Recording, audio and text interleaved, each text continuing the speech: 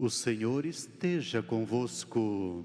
Ele está no meio de nós. Proclamação do Evangelho de Jesus Cristo segundo Lucas. Glória a vós, Senhor. Um dia, Jesus estava rezando num certo lugar. Quando terminou, um de seus discípulos pediu-lhe: Senhor, ensina-nos a rezar, como também João ensinou a seus discípulos.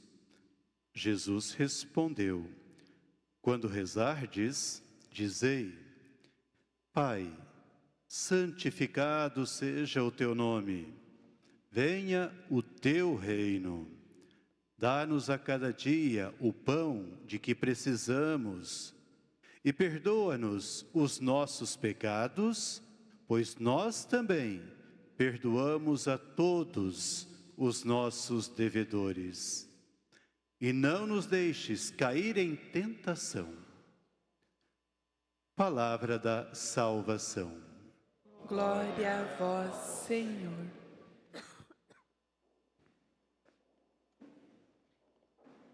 Reunidos aqui, queridos irmãos e irmãs, em torno da mesa da Eucaristia e da mesa da palavra, é o Senhor, portanto, aquele que está realizando a sua obra redentora, salvadora, na vida de cada um de nós. É Ele, portanto, que aqui está nos envolvendo na graça do seu amor. É Ele, novamente, que está nos ensinando a rezar esta oração que também ensinou os primeiros discípulos. E nós sabemos que nesta oração, aí esta imagem de Deus como Pai é essencial. E Pai de todos, não é Pai nosso, não é Pai meu.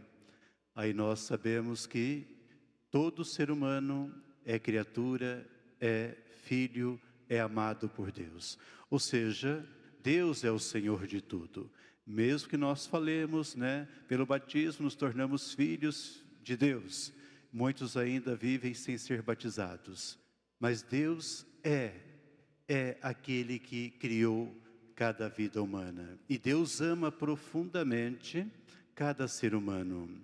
Então, por isso, esta nossa intimidade com Deus, sabendo que Ele é Pai, Pai que ama, Pai que nos dá o necessário no dia a dia, Pai que nos perdoa, isso é sempre fundamental.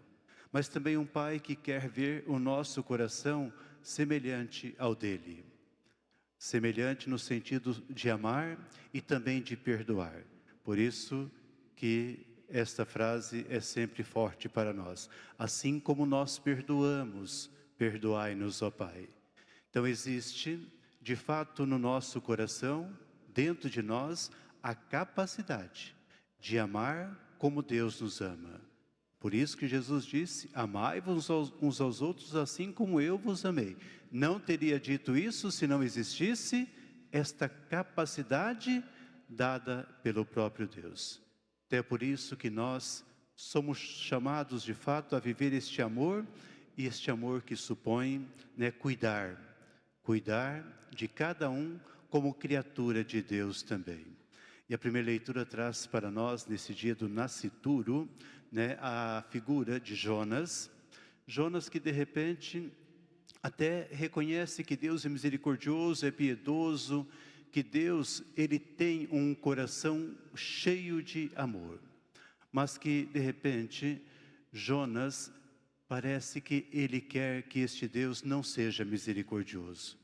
Que este Deus seja praticamente vingativo, castigue, já que Nínive, a população está mergulhada numa depravação, numa situação de pecado, ou seja, comportamentos totalmente contrários a Deus.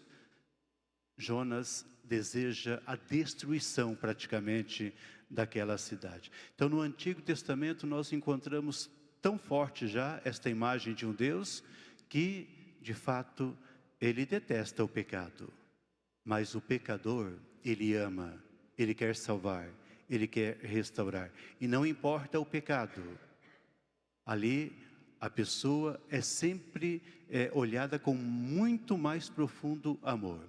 Então nós temos aí Deus educando Jonas até através de uma planta que cresceu ali, fez sombra para ele, depois ele ficou irritado porque a sombra secou, mas é uma forma de Deus dizer: você se preocupou, você está com raiva por algo que você não fez nada para nascer.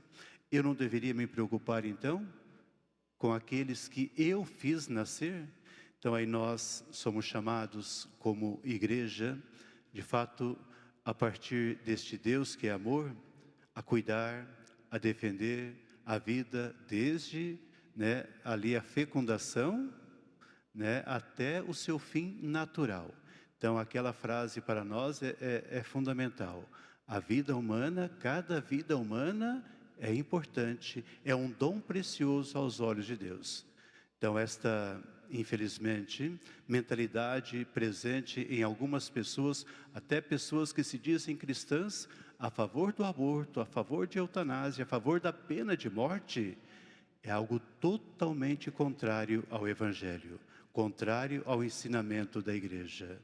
Então, rezamos, suplicamos a Deus, a conversão destes corações, para que estes corações que defendem o aborto, a pena de morte e tantas outras intervenções destruindo a vida, que essas pessoas sejam tocadas pela graça de Deus e sejam convertidas.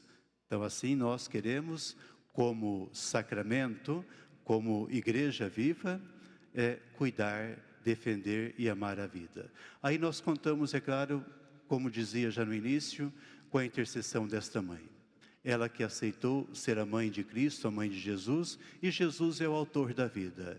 Então ela, podemos dizer, é a mãe da vida, já que Jesus disse: eu sou o caminho, a verdade e a vida. Então, colocando-nos aos pés de Maria, contamos com a intercessão dela, para que cresçamos neste cuidado, neste amor para com a vida, nesta defesa com a vida, e pedimos também a intercessão dela, para que as mentes e os corações daqueles que promovem a morte sejam tocados e convertidos. Louvado seja nosso Senhor Jesus Cristo. Para sempre seja louvado.